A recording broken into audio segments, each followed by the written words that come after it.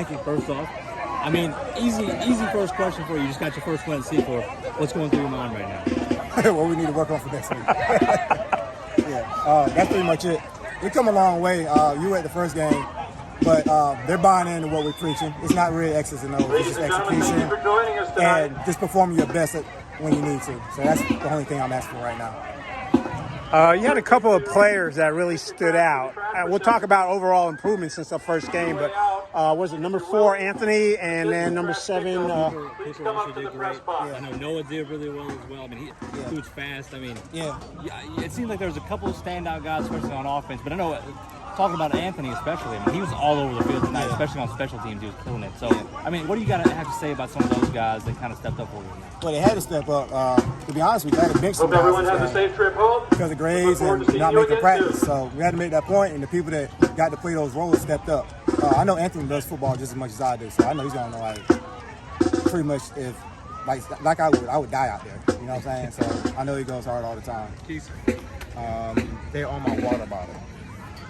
It's right there by the that Gatorade thing. All right, people, you don't want to know that where the coach puts his keys. They're by the water bottle. You don't need to know that. I just want to blow my whistle during the game. There you go. So, I mean, I know there in the first half, offense looked a little bit stagnant. And it seems like you guys kind of started to mix some things up, started taking some risks, the onside kick especially. Yeah. I mean, what kind of prompted you to kind of make those decisions, make those riskier decisions? We want to be the aggressor. So I don't want to be sitting back and waiting for people to make plays. If we're going 100 miles an hour 100% of the time, then we need to make them adjust to us. You know what I'm saying? Mm-hmm. So just take a chance, man. We got nothing to lose first season. So. Yeah, right. So. And then how do you feel like you guys did defensively? I know against the pass, I mean, you guys are pretty fantastic. I know there were a couple completions, but I mean, overall, it seems like you guys pretty much locked them down, at least in the passing game. Yeah, I mean, defense is what we preach. The same thing as well. It's all effort, man. I mean, 90% of tackling is effort, which we got to work on tackling. We're still reaching, but it is what it is. But it's getting to the ball, even the backside corner, getting to the ball, even if it's way over there. All right, so everybody has to get to the ball. That's how you play defense, successful defense. And then we can get working on tackling later. Now, you mentioned at the first game you had 2 players that ever played football before high school level. But you going back to that effort part, you said they may not know how to play the game as well as other teams, but the efforts, are you getting the effort that you want out of them? We're getting there, yeah. I'm seeing a lot of bright spots, man. I see kids starting to understand the definition of what we're talking about. When we talk about effort, it's not the same for everybody. We have a certain standard that they need to be at, and some of them are getting there. So they're starting to understand it. And that's effort, like 100% of the time. Like there's no excuse for you not to go 100%. That's all you got. And besides the effort from the first game, what other improvements have you been seeing?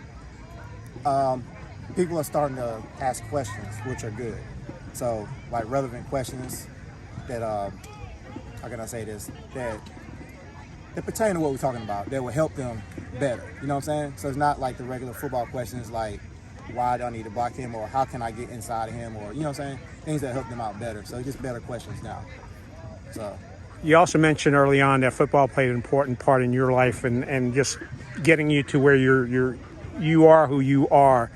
Are you seeing that impacting your players?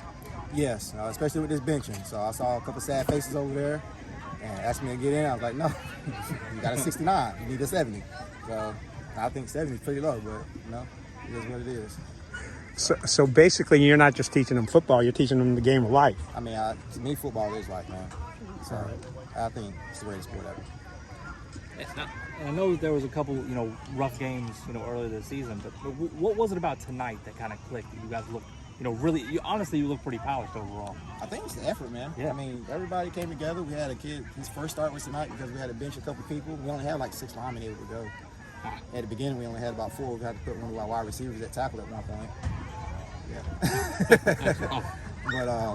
But, it's the effort thing, man. They just getting it. And I had one kid actually knock the mess out of somebody for the first time in his whole life, and he was excited about it. So that felt good, too. So you're the kind of guy my mom would like, because you're teaching the kids tough love, aren't you? Yeah, something like that, yeah. Yeah. And I want to ask you about this environment here tonight. I mean, this is, JV game. Yeah, it's a JV game on a Thursday night, and it felt like a playoff atmosphere. I don't really hear anything. I just saw all the kids come on the field. That's when I noticed what was going on.